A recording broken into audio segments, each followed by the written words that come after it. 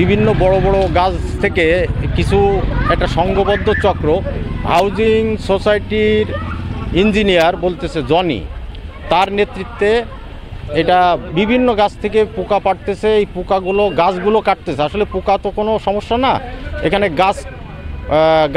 গাছগুলো নষ্ট করতেছে, যা পরিবেশের ভারসাম্য নষ্ট হচ্ছে।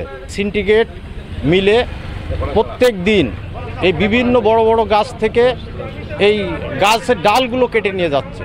তাদেরকে হাতে নাতে ধরার পরে তারা স্বীকারোক্তি দিচ্ছে যে হাউজিং সোসাইটির জনি নামে এক ব্যক্তি, তার নেতৃত্বে এই গাছের পোকাগুলো পেড়ে নিয়ে যাচ্ছে।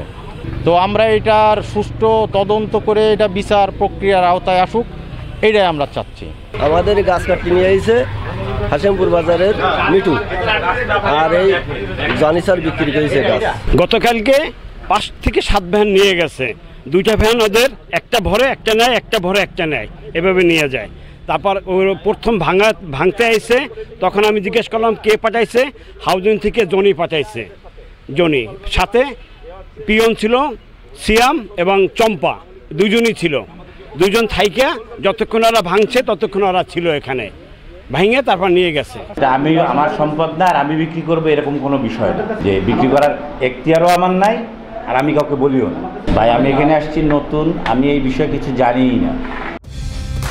কালার এক্সপার্ট, জর্জ স্যাপ এবং মাইল্ড অন হ্যান্ডস টেকনোলজি সমৃদ্ধ অরিক্স ক্রিস্টাল ওয়াশ আপনার লন্ড্রি এক্সপার্ট। আমি জানি না বিষয় যে একটা গাছের কি পাড়া নিয়ে এনারা আসছে আমাদেরকে অবগত করানোর জন্য, যে এইগুলো নিয়ে বিভিন্ন সময় বিভিন্ন সংঘর্ষ হয়েছে, বিভিন্ন রকম ঘটনা ঘটছে এলাকায়, সেটা আমাদের অবগত করানোর জন্য এই ব্যাপার। এবং হাউজিং অফিসের নাম তারা বলছে, বাট কোনো প্রমাণ তারা দিতে পারে নাই যে হাউজিং অফিস থেকে বলছে কে বা কার। কিন্তু হাউজিং অফিস তো আর অফিসের বাইরে, এগুলো তো হাউজিং অফিসের দায়িত্ব না।